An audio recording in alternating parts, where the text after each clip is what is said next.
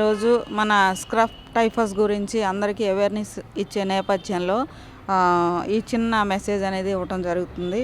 దయించి మా జిల్లా ప్రజలందరూ కూడా స్క్రబ్ టైఫస్ గురించి భయపడాల్సిన పని లేదండి.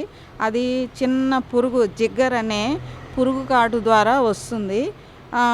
కాటు వచ్చినప్పుడు ప్రతి వాళ్ళు కూడా కొంచెం కేర్ తీసుకుంటే సరిపోతుంది. దానివల్ల జ్వరం, తలనొప్పి, అలసట, శరీర నొప్పులు, దద్దుర్లు, కడుపులో గ్యాస్ట్రో ఇంటెస్టైనల్ సిమ్టమ్స్ ఇవన్నీ కూడా వస్తూ ఉంటాయండి.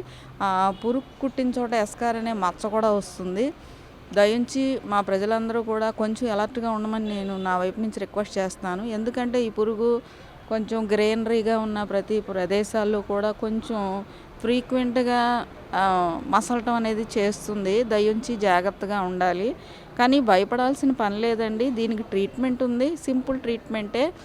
దాన్ని ప్యానిక్ అయిపోయి మరీ సిమ్టమ్స్ అన్నీ ఎక్కువ చేసుకునేలాగా మాత్రం ఉండొద్దు మా ప్రజలంతా కూడాని. ఎప్పుడైతే హై టెంపరేచరు, దద్దుర్లు కానీ, ఒళ్ళు నొప్పులు కానీ ఇవన్నీ వచ్చినప్పుడు వెంటనే డాక్టర్ని సంప్రదిస్తే దానికంటూ మంచి ట్రీట్మెంట్ ఉంది. భయపడాల్సిన పని అయితే లేదు. అదే ఈ పురుగు అనేది గ్రీనరీ ఎక్కువగా ఉన్న చోట ఉంటుంది. కొంచెం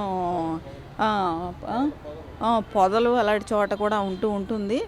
మనం అందరూ కూడా జాగ్రత్తగా ఉండాలి. పొదలని, గ్రీనరీ దగ్గర ఎక్కడైనా సరే చిన్న చిన్న కీటకాలు ఉంటాయి అనేది అందరికీ తెలిసిన విషయమే.